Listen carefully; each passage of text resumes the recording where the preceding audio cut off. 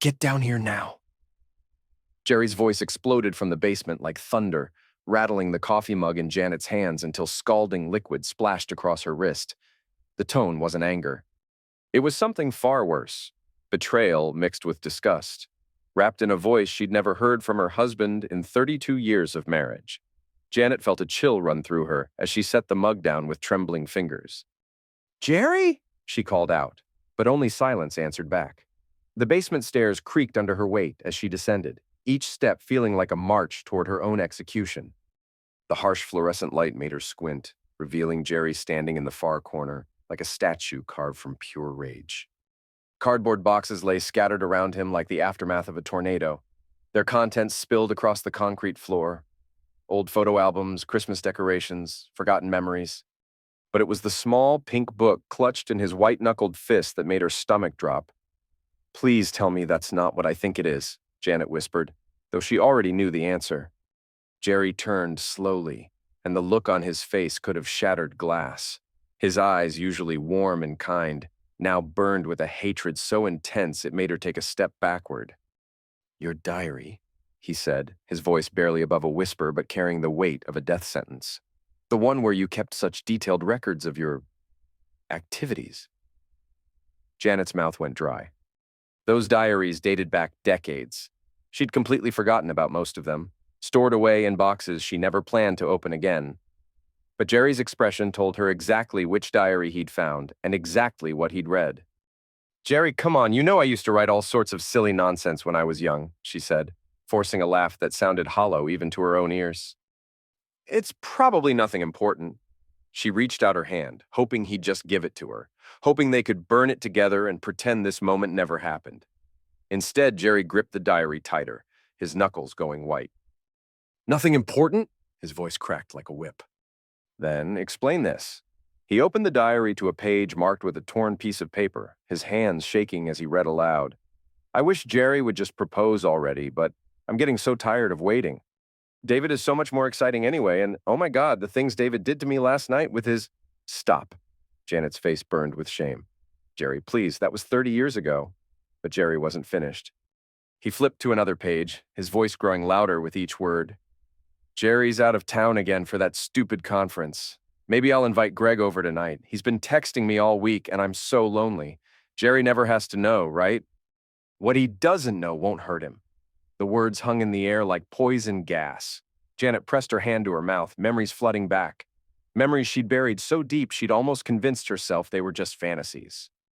"There's more," Jerry said, his voice breaking. "So much more. Page after page of you bragging about cheating on me with different men while we were engaged.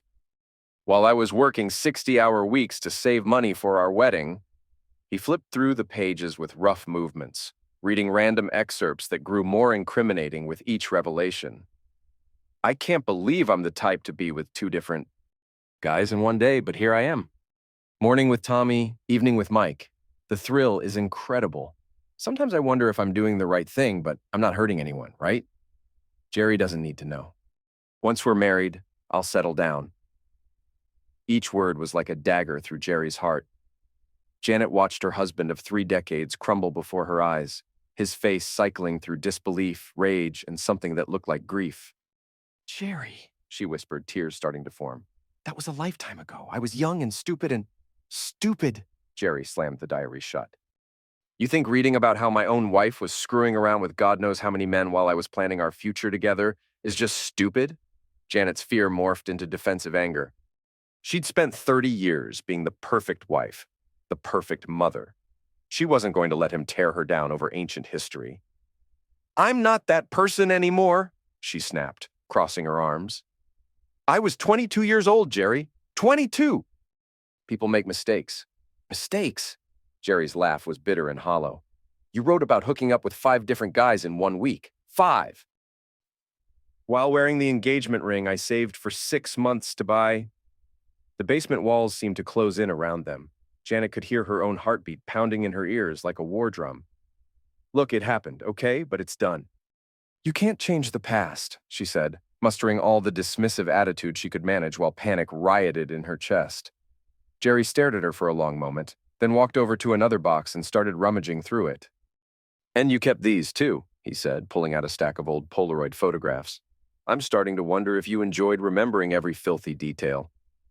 Janet's heart nearly stopped when she saw what he was holding. She'd completely forgotten about those photos, pictures that should have been destroyed decades ago. Jerry held up one photograph and his face went white. Who, he said slowly, are these men? The photo showed Janet at what looked like a college party, wearing a tight crop top and short skirt, surrounded by 5 different guys. Each man had his arm around her in a possessive way, and Janet's own expression was one of pure excitement. Her hair was disheveled, her lipstick smeared, and the look in her eyes suggested a wild night. Across the bottom of the photo, someone had written in black marker, "Best night ever."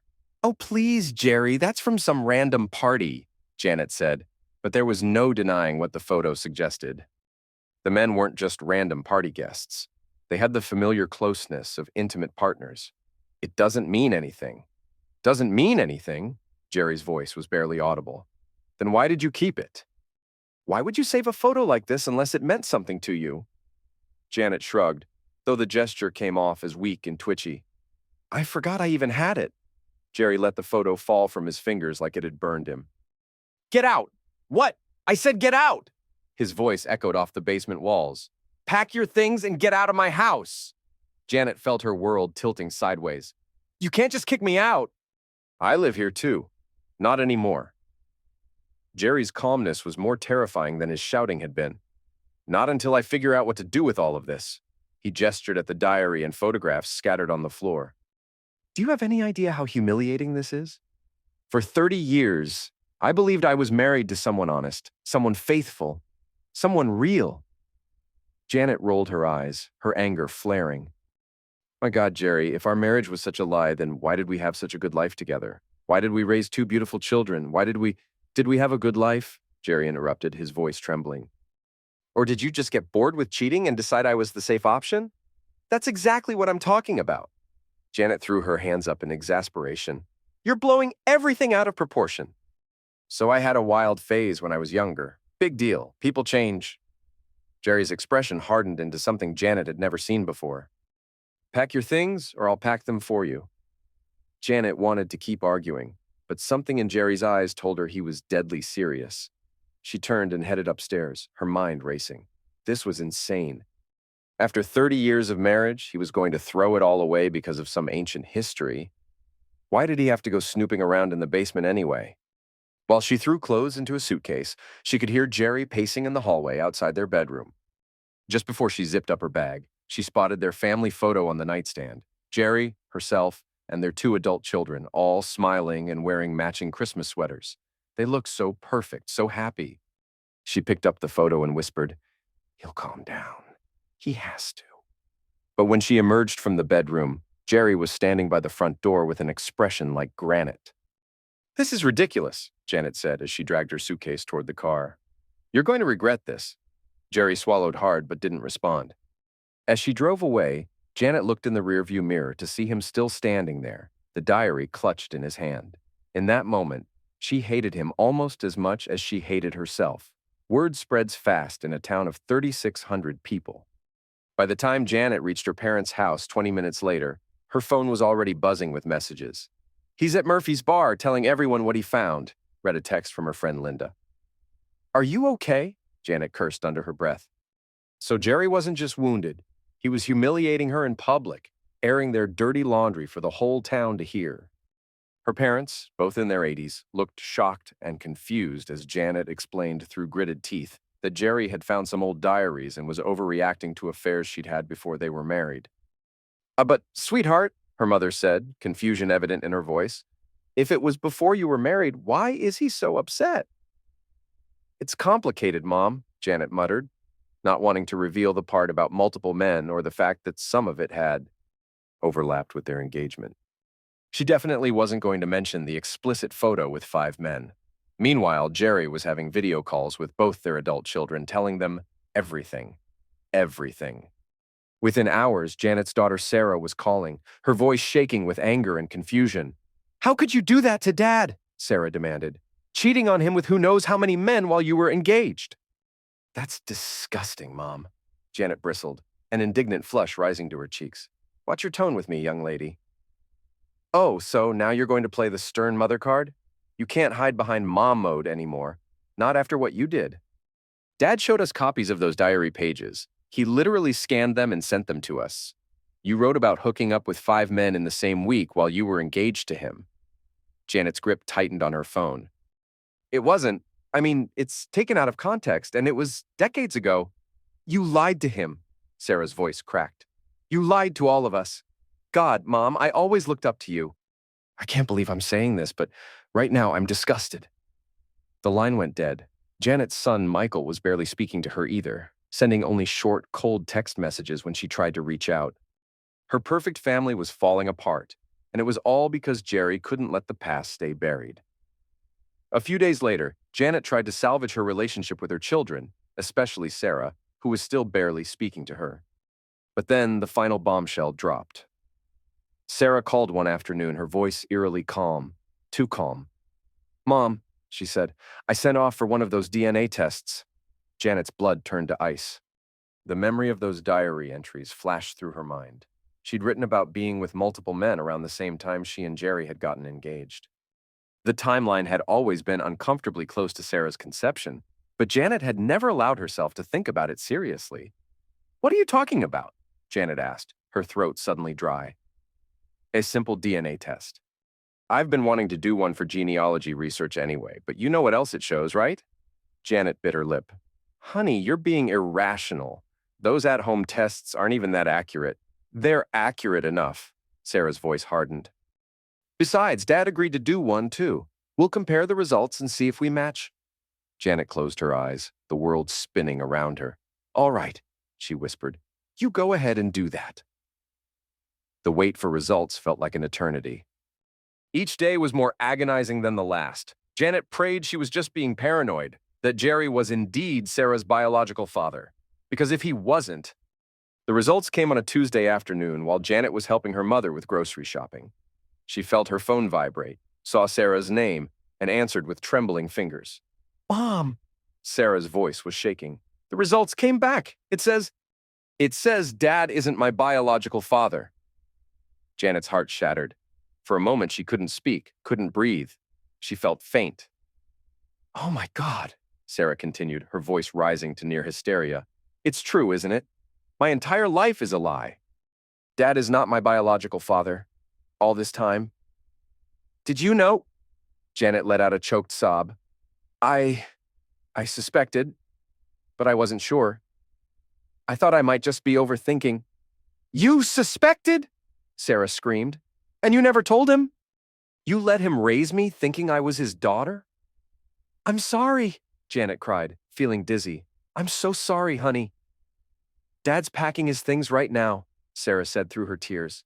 He's leaving, moving to Florida to live near his parents. He says he can't stay in this town anymore, can't look at either of us without being reminded of your lies. You have to talk to him, Janet pleaded. Make him understand. Understand what? That my mother is a liar and a cheat? That the man who raised me, who taught me to ride a bike and helped me with homework and walked me down the aisle at my wedding, isn't actually my father? The line went dead again. Janet drove back to the house she'd once shared with Jerry, feeling defiant and terrified in equal measure. When she walked in, she found Jerry standing in their living room, his eyes red from what looked like a combination of anger and tears. You have some nerve showing up here, he said quietly. I need my things, Janet said, tossing her hair back in a defensive gesture. Jerry's bitter laugh echoed through the emptiness of their home. Yeah, well, you might want to take all your things because I'm moving. Officially, Janet froze. What about us? There is no us, Janet. There never really was there? You lied about everything. You cheated before we got married. You carried on like some kind of... I don't even want to say it out loud. And now we find out that Sarah isn't even biologically mine. A swirl of conflicting emotions twisted in Janet's stomach. Part of her wanted to fight, to say it was all so long ago that it shouldn't matter. But the DNA test had just destroyed the last fragment of Jerry's illusions about their marriage. Jerry, she managed, swallowing hard. I was young. I didn't know who the father was. I loved you and I still do. That's why I married you instead of running off with those other guys. Besides, you raised Sarah. You're her father in every way that matters. Jerry's eyes flared with fresh anger. Every way that matters? Jesus, Janet, you let me believe she was mine. We read bedtime stories together every night for years. I taught her how to ride a bike, how to drive a car. I paid for her college tuition, walked her down the aisle at her wedding, and you didn't have the decency to tell me there was even a chance she might not be mine? Janet took a step toward him, arms outstretched. I was protecting you. And her. She sees you as her dad, Jerry. That's what matters. Jerry shook his head slowly. Protecting me. The bitterness in his voice was like acid. That's rich. Do you realize how messed up that is? You decided on my behalf that I shouldn't know the truth. You played God with my life, with my emotions, with my entire sense of reality. She tried to touch him, but he recoiled. Don't, he said firmly. Don't even try. The only reason you came back here was probably to scrounge for pity or to try to salvage your reputation.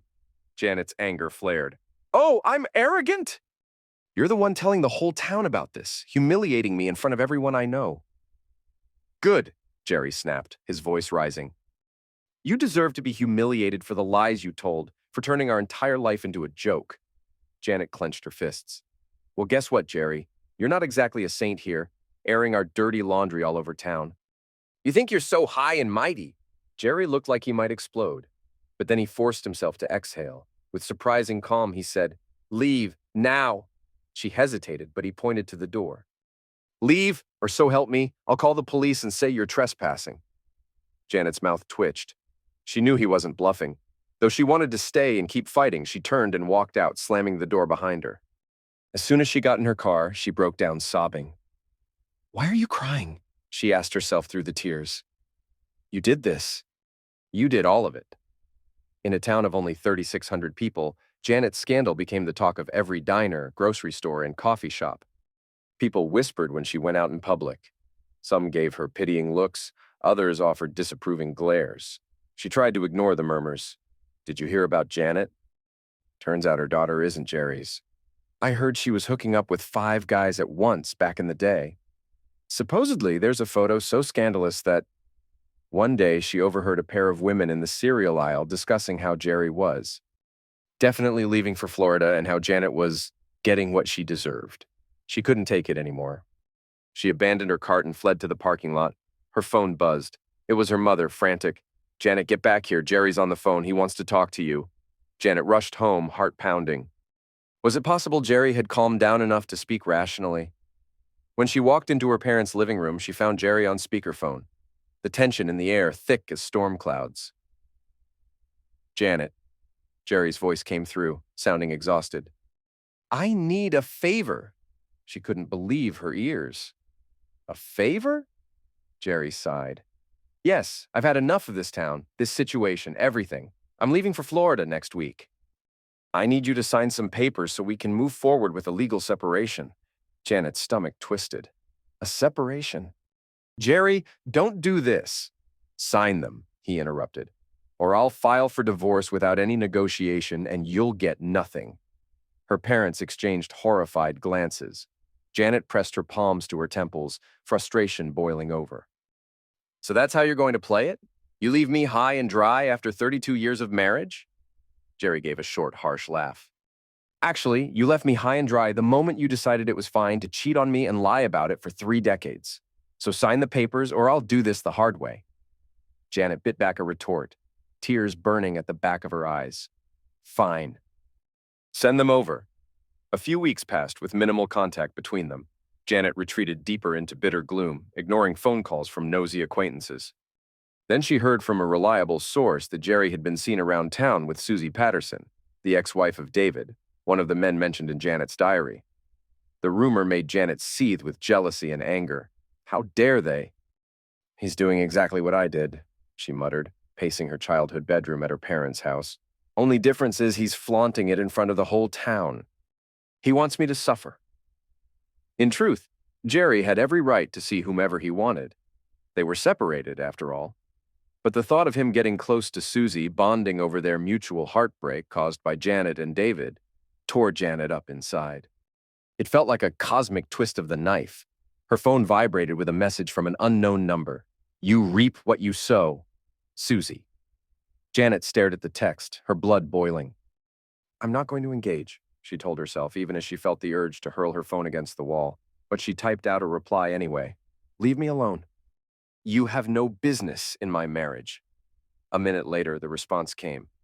It's not your marriage anymore, sweetie. He deserves better. Janet hissed in fury, but forced herself to stop responding. They can have each other, she thought, though her heart panged with regret. On a cold Sunday morning in March, Janet decided to return to her house one last time before Jerry officially moved to Florida. She wanted to attempt some kind of closure, maybe beg him to keep the lines of communication open. She also harbored a tiny flicker of hope that he might realize their bond was stronger than these ancient mistakes. The driveway was half full of moving boxes. Jerry was supervising his friend Tom, who was helping him load everything into a rental truck. As soon as Jerry spotted Janet's car, his expression hardened. Why are you here? He said, walking up to her before she'd even shut her car door. The wind whipped at his hair, revealing deeper lines on his face, lines of stress, heartbreak, maybe even hate. She stepped out, ignoring Tom's curious stare. Oh, we need to talk. Alone. Jerry stiffened, then nodded curtly to Tom. Give us a minute. Inside the house, they entered the living room, which looked devastatingly bare with all the furniture gone. Cardboard boxes lined the walls. The couch they'd cuddled on for years was already loaded in the truck. Jerry crossed his arms. Say what you need to say. Janet swallowed hard. Jerry, please. I know I messed up, okay? And I'm sorry. But we've had 32 years together. 32 years of marriage. That should count for something. I made stupid, horrible choices when I was younger, but I've been faithful ever since. You know that. Jerry snorted. Actually, I don't know that, considering how well you hid this side of yourself for 3 decades. She took a step closer, ignoring his derisive tone. Look, let's be honest. Sarah might not be your biological child, but you're the only father she's ever known. She loves you. And so do I. A muscle in Jerry's jaw twitched. Yeah, well, you should have thought about that before lying to me for 32 years. Janet's voice hitched. It was a mistake. I'm not the same person I was back then. Don't throw away everything we built together. Jerry stared at her for a long moment, then shook his head slowly. You know, a few months ago, I might have listened to you. But after reading those diaries, after seeing that photo... They're old, Janet interjected, tears brimming. Stop acting like I cheated on you yesterday. Jerry raised his voice. It doesn't matter if it was 30 years ago or 30 seconds ago. You let me believe I was marrying someone pure, loyal, honest. All that time, you had this enormous skeleton in your closet, or should I say a whole graveyard of skeletons. David, Greg, Eddie, Mike, Tommy, and God knows who else. And that photo with the 5 men. He shuddered. I can't unsee that. Janet's face twisted with shame for a split second, but she quickly hardened again. You're unbelievable. I can't change the past, Jerry. Exactly, he replied, his voice dropping to a near whisper. And I can't change how I feel about you now. Janet's bravado cracked, tears spilling down her cheeks. So that's it? You're really leaving me? Jerry nodded. We're already divorced in every way that matters. The legal process will just catch up soon enough. I have no reason to stay in this house, this town, this state. I'm done. She clasped her hands together, desperately. Please, let's at least talk about therapy. Maybe we can work through this.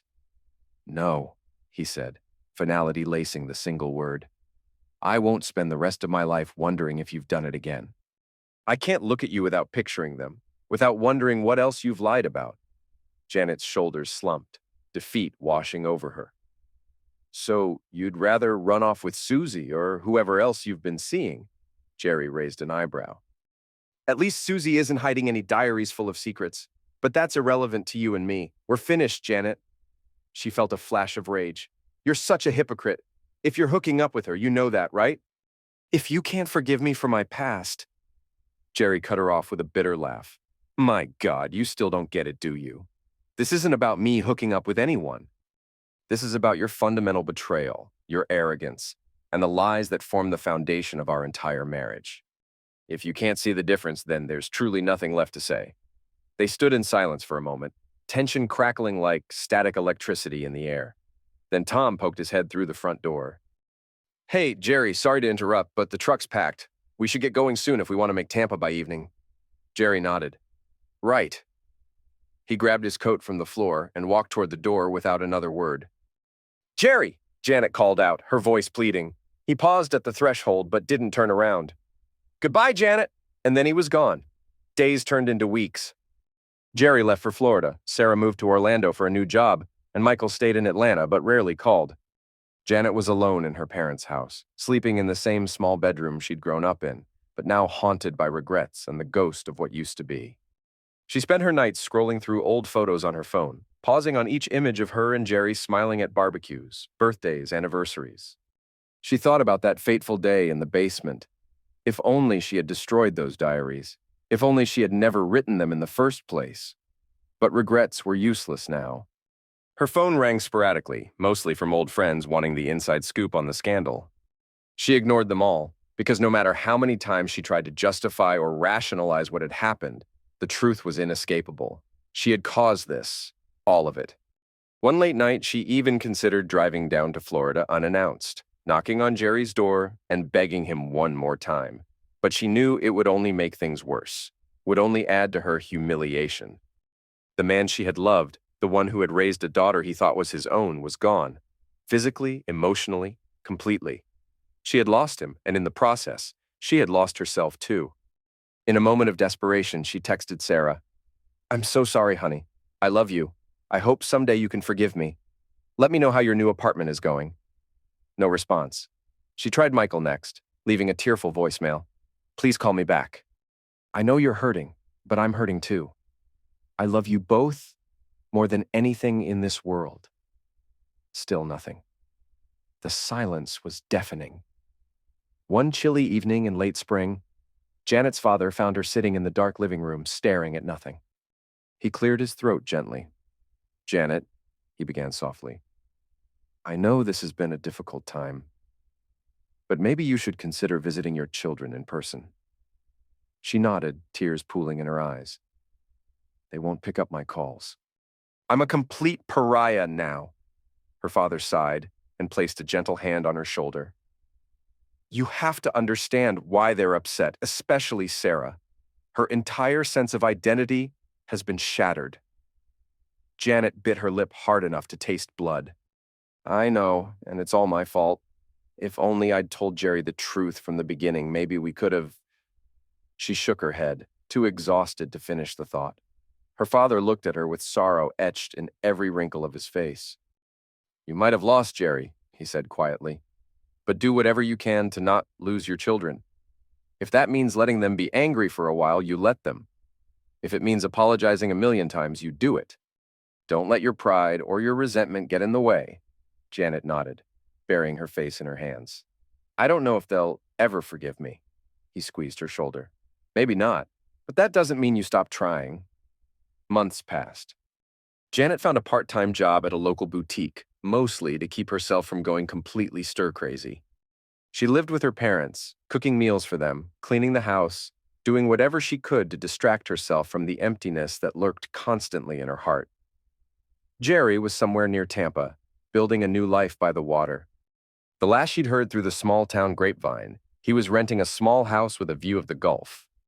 Rumors swirled that he and Susie had grown closer. Some said they were just friends supporting each other through difficult divorces. Others whispered they were lovers. Janet tried not to care, but the thought of him moving on so easily gnawed at her soul. Her children remained distant. The only contact she had was occasional texts from Sarah about practical matters, tax documents, insurance papers, legal stuff related to the divorce. Michael never replied to anything at all. Some nights, Janet lay awake in her childhood twin bed, replaying every moment of her past. She thought about that group photo with the 5 guys, the diary entries where she'd bragged about her conquests while Jerry was working overtime to save money for their wedding, the day she'd discovered she was pregnant, but never seriously. Considered the timeline. It had all seemed so easy to dismiss back then, so simple to say it's in the past and move on. But now she understood that some pasts, no matter how deeply buried, never truly go away. They linger in boxes and diaries and old photographs, hidden in basements like silent landmines, waiting to detonate a lifetime later. As she drifted into restless sleep on her old bed, she could still hear the echo of Jerry's voice. You built our marriage on lies. And maybe, she thought bitterly, maybe he was right. But in her dreams, she'd see the way he used to look at her, with love and trust and genuine affection. The way they'd laugh at little inside jokes. The way they'd take turns driving Sarah to soccer practice. The way they'd slow dance in the kitchen while dinner was cooking. She'd wake with tears on her pillow, the heartbreak fresh each morning, like experiencing the loss all over again. And so life went on, fragmented, lonely, and filled with regrets she'd replay forever. That moment in the basement, Jerry holding the diary, reading those words she'd once thought were meaningless, that moment more than any other had shattered the illusion of her perfect marriage. There was no way to rewrite that story. The truth, once revealed, had destroyed everything in its path. But Janet's story wasn't quite over yet. 6 months after Jerry left for Florida, Janet received an unexpected phone call on a sweltering August afternoon. She was at the boutique, helping an elderly customer choose between two nearly identical floral dresses when her phone rang. The caller ID showed a number she didn't recognize, but something made her step outside to answer it. Janet? This is Tom Richardson, Jerry's friend. Janet's heart skipped. Tom was the one who'd helped Jerry move to Florida. Is Jerry okay? Did something happen? He's fine physically, Tom said, his voice careful. But I thought you should know. He's been asking about you. Janet nearly dropped the phone. What do you mean? Look, I probably shouldn't be calling you, but Jerry's been... Well, he's been drinking more than he should. And when he drinks, he talks. About you, about the marriage, about how maybe he was too harsh. Janet's pulse quickened. What exactly has he been saying? Tom was quiet for a moment. He found some letters you wrote him when you were first dating. Love letters? From before all that other stuff happened? He's been reading them over and over, crying like a baby. Janet, I think he's starting to realize that maybe your feelings for him were real, even if you made some terrible choices. Tears sprang to Janet's eyes.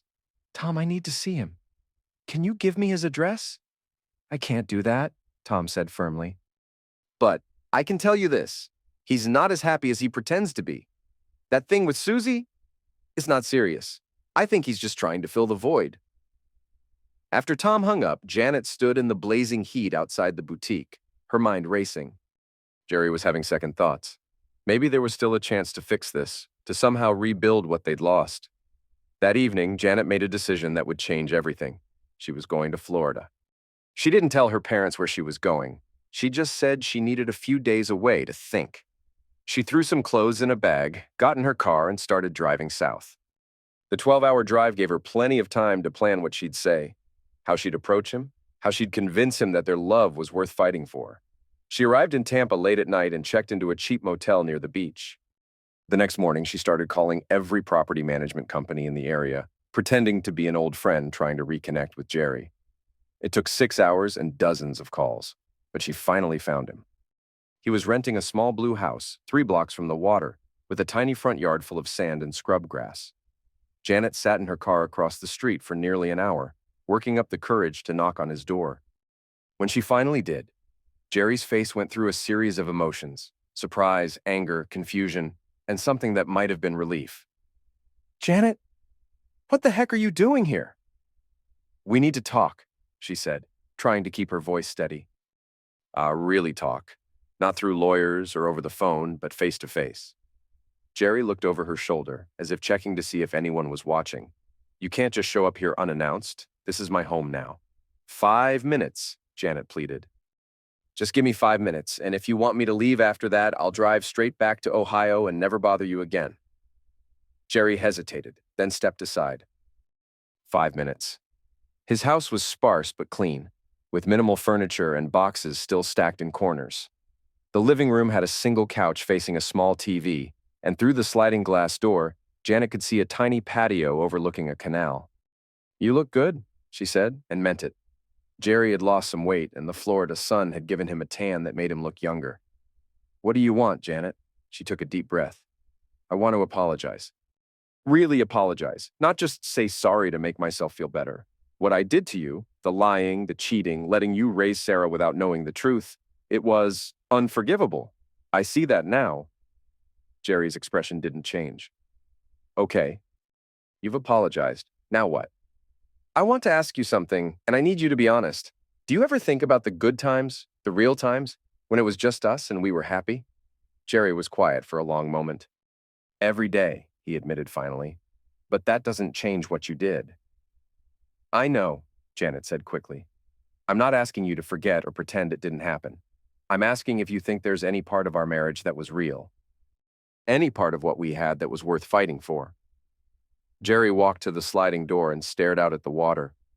Tom called you, didn't he? Janet's cheeks flushed. He was worried about you. He had no right to interfere. Jerry turned back to face her. But since you're here, I'll tell you what I told him.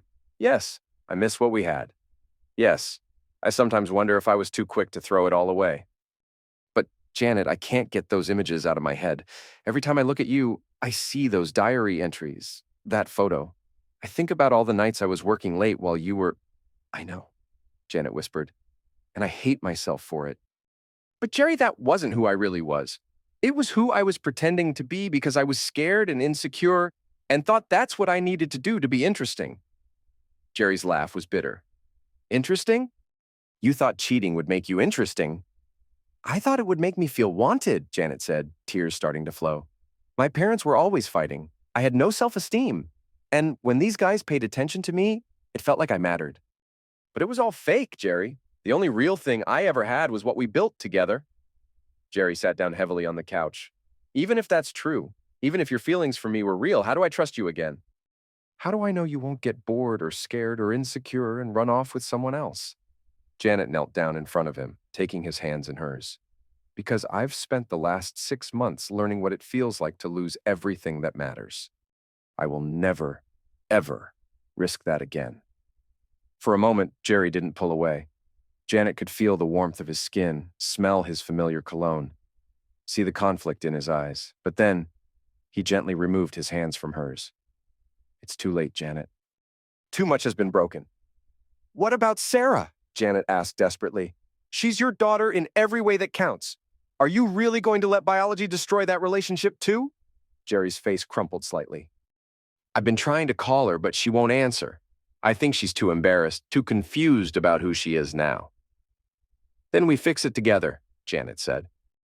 We figure out how to be a family again, even if it's different than before. Jerry shook his head. There is no we anymore. I'm sorry you drove all this way, but my answer is no. I can't do it. Janet felt her last hope crumbling. She stood up slowly, wiping her eyes. Okay, I understand. But Jerry, before I go, I need you to know something. I never stopped loving you. Not for one single day in 32 years. Those other men, they were nothing. Meaningless. You were the only one who ever really mattered. Jerry's eyes filled with tears, but his voice remained firm. I believe you loved me. But love wasn't enough to stop you from betraying me. And it's not enough to fix what's broken now. Janet nodded, defeated. She walked toward the door, then paused. If you ever change your mind, you know where to find me. I won't, Jerry said quietly. Janet drove back to Ohio with her heart shattered all over again. But at least now she knew there was no hope left to cling to, no fantasy of reconciliation to torture herself with. Jerry had made his choice, and she would have to learn to live with the consequences of hers. But as Janet would soon discover, Jerry wasn't the only one who had been keeping secrets. 2 weeks after returning from Florida, Janet received a phone call that would change everything yet again. It was from Linda, her former friend, who had been one of the first to text her about Jerry's public revelation at the bar. Janet, we need to talk, Linda said, her voice strange and tense. There's something you need to know about Jerry. About what really happened after you left town.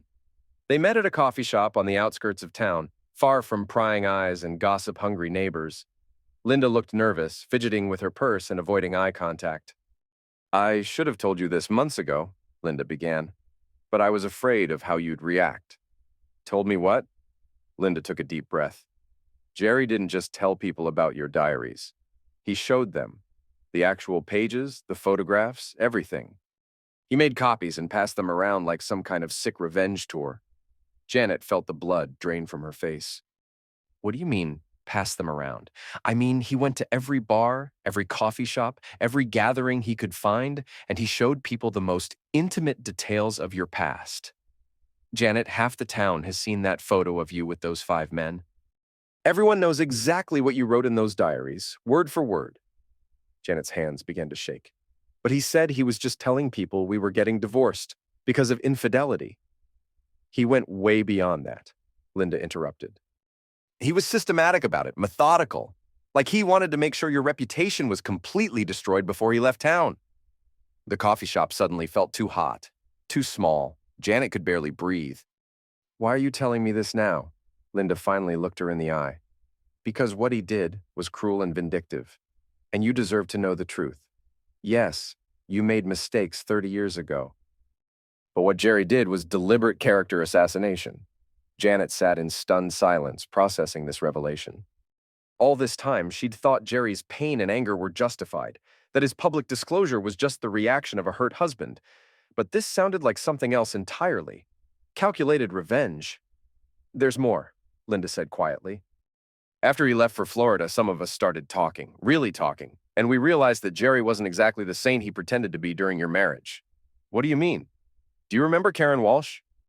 She used to work at the bank with Jerry. Janet nodded. Karen had been at several office parties over the years, a quiet woman with dark hair and a shy smile. She finally admitted that she and Jerry had an affair. It lasted almost 2 years, from 2018 to 2020. Janet felt like she'd been slapped. That's impossible. Jerry would never. She has text messages, Janet, hotel receipts, photos of them together on business trips that weren't actually business trips.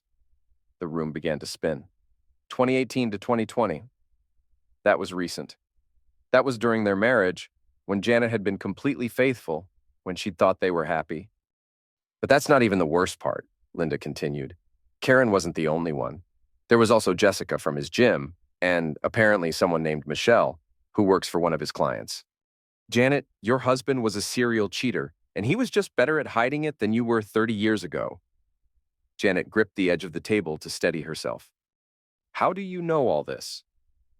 Because after Jerry left town, these women started talking. They felt guilty about what happened, especially after seeing how he destroyed you publicly.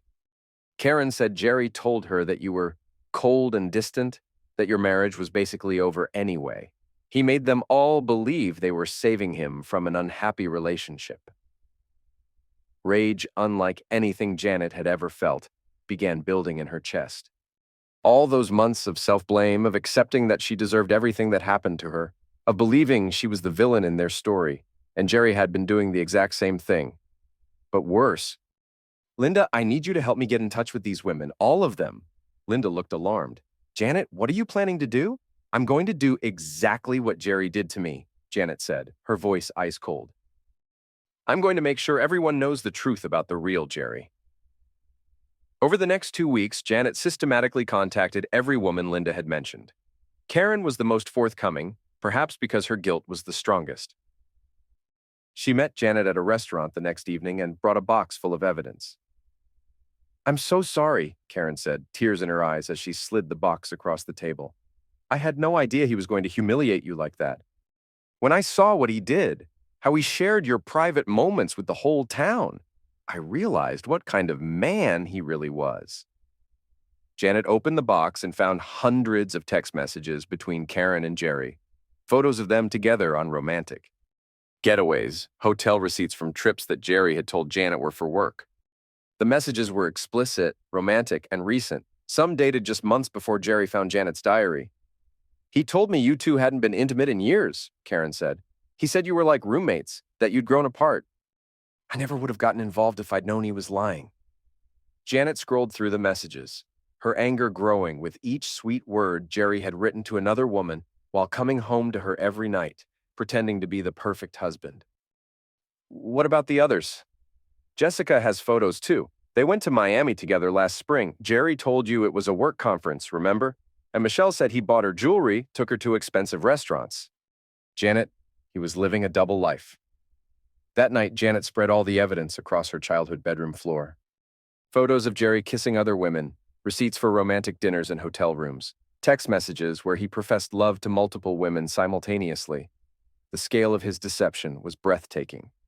But it was one particular text message that pushed Janet over the edge.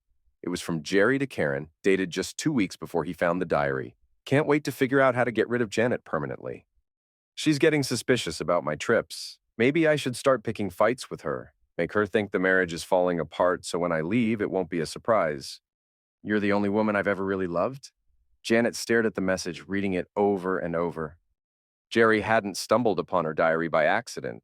He'd been looking for a reason to leave her, an excuse that would make him look like the victim instead of the cheater. The next morning, Janet began her own systematic campaign. But unlike Jerry's cruel public humiliation, Janet had a more strategic approach in mind. She started by creating copies of all the evidence, just as Jerry had done with her diary. Then she began making phone calls, not to gossips and bartenders, but to people who mattered. Jerry's boss, his clients, his parents. "Mr. Morrison," she said when Jerry's supervisor answered the phone. "This is Janet, Jerry's wife. I think there are some things about Jerry's recent business trips that you should know about." She sent him copies of the hotel receipts, the photos of Jerry with Karen and Jessica on trips that were supposed to be work-related, the text messages, where Jerry bragged about using company money to wine and dine his mistresses. Jerry's parents were next. She called his mother and, in the sweetest voice she could manage, said, "Mrs. Patterson, I thought you should know what your son has really been up to. I have some photos and messages I think you'll find very interesting." She sent them everything.